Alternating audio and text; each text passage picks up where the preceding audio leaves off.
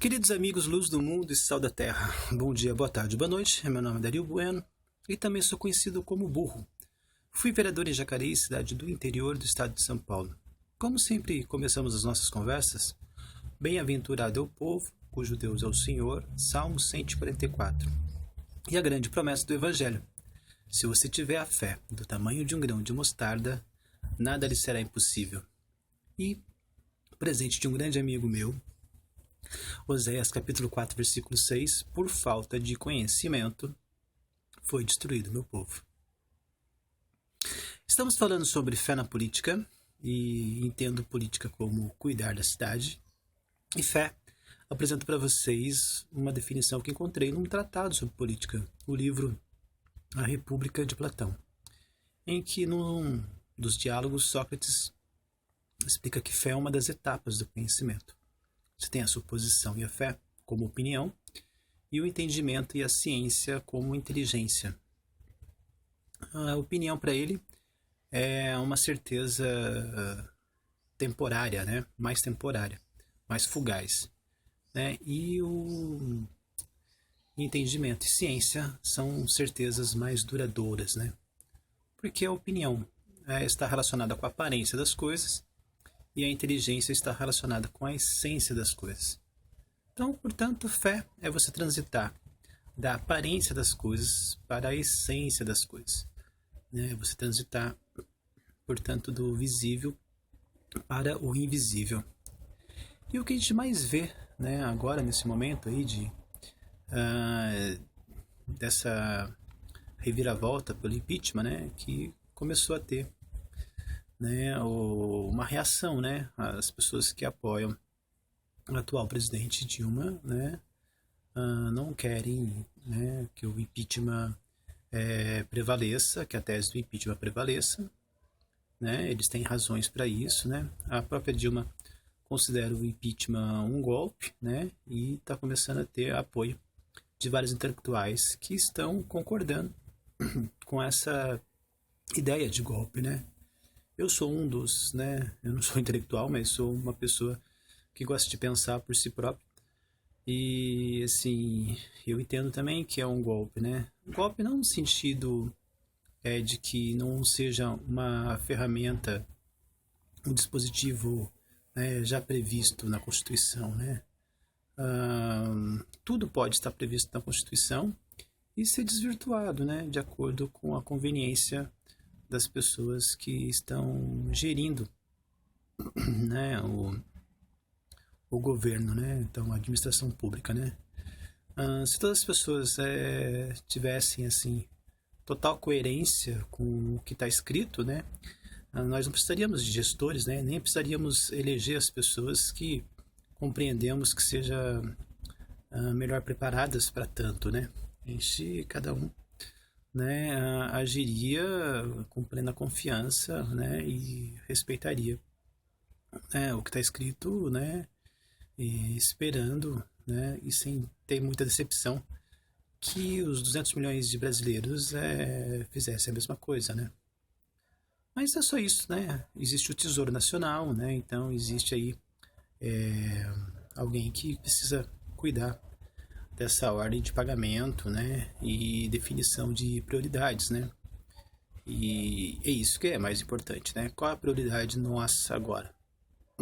A nossa prioridade, né, é manter uma estabilidade, né, social, né? A gente não pode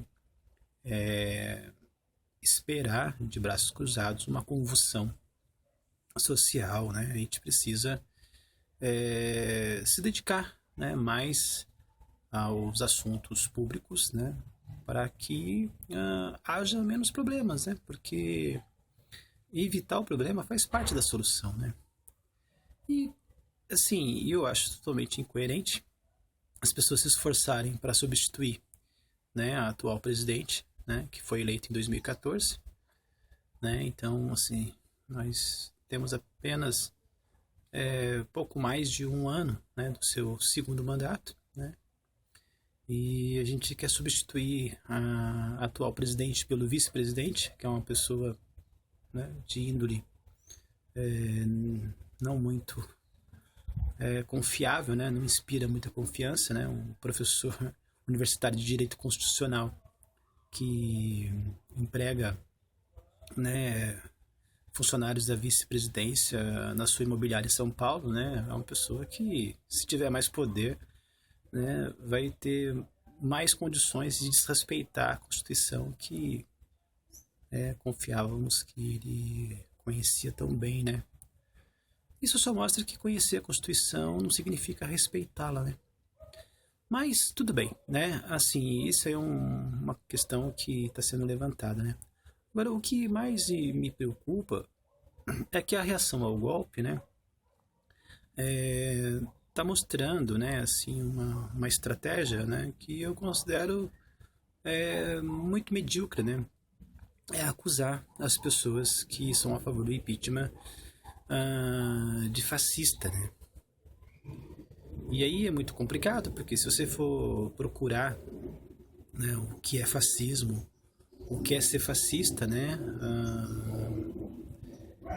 Assim, é muito doloroso, porque se as pessoas forem sinceras consigo mesma e com aquilo, com as definições que elas encontram, né, que chegaram até nós, né, por conta da história, né, as pessoas vão se reconhecer como fascistas, né? Todos nós, né, se formos sinceros e honestos, vamos nos reconhecer como fascista. E eu explico isso dessa maneira porque, estou sendo sincero, né, as pessoas estão falando que fascista é isso, é aquilo, e assim, eu não tenho nenhum receio de afirmar que eu me enquadrei, né, assim, na maioria dos itens, né, e assim, e fico muito triste de achar que fascista é algo repugnante, né? E aí, se você ficar procurando, né, se a pessoa que tem essa repugnância pelo fascista é uma pessoa melhor que o fascista, né? Aí você acaba confirmando, né, os itens que tá lá. Então é uma armadilha muito grande isso, né? Então, aí eu vejo que isso pode acontecer com mais pessoas, eu acredito, né? Mas aí eu vejo, né? E o Evangelho diz pra gente: venha e veja, né? Vigiar e orar, né? E assim, e eu vejo que o que mais nos iguala enquanto ser humano são os defeitos, né? E assim, a gente nunca vai saber o que é fascista pelos defeitos, porque a maioria dos defeitos que os fascistas têm, eu acredito que a maioria da humanidade tem, né? E assim, a gente precisa entender, né, que o que distingue uma pessoa da outra são as virtudes, né? E se a gente tiver, né, um pouco assim de disposição, né, um pouco de justiça para identificar as virtudes dos fascistas, né, a gente pode evitar, né, alguns desastres, né, que são consequências de percepções desastrosas, né. Então, assim, o que eu vejo do fascista, né, que a gente só tem acesso ao que foi registrado pela história, né, então, assim, os fascistas eles viveram um momento traumático da Europa, né, logo após da Primeira Guerra Mundial, né, tinha ali a reunificação da Itália, era muito recente, né, o atual rei da Itália era o Vítor Manuel III, né? Então, assim, o terceiro da sua dinastia, né? Então, assim, uma organização social muito recente, né? Se a gente for fazer uma comparação com o Brasil, né? Não é muito válido, né? Porque, primeiro, que nós não temos uma economia devastada por uma guerra continental, né? Como a Itália estava, né? Então, não tem como a gente ter esse receio. Se você fizer, né, uma questão de colocar, né, os itens nos pratos da balança, né? E assim, e a Itália, né? A Itália, embora seja um país de território pequeno, é um país com uma história muito antiga, né? E assim, e não só isso, né? É um país que existe vários povos, né? dentro da península, né? Então, com idiomas totalmente diferentes, né? Então, assim, para ter esse esforço de reunificar um país traumatizado, devastado pela guerra, né? Precisava de um pulso muito forte, né? Que é diferente do Brasil, que, assim, embora o Brasil goze de uma diversidade, né? Cultural, né? Ela é mais, assim, ela é mais tênue, né? Porque nós temos uma uniformidade linguística, né?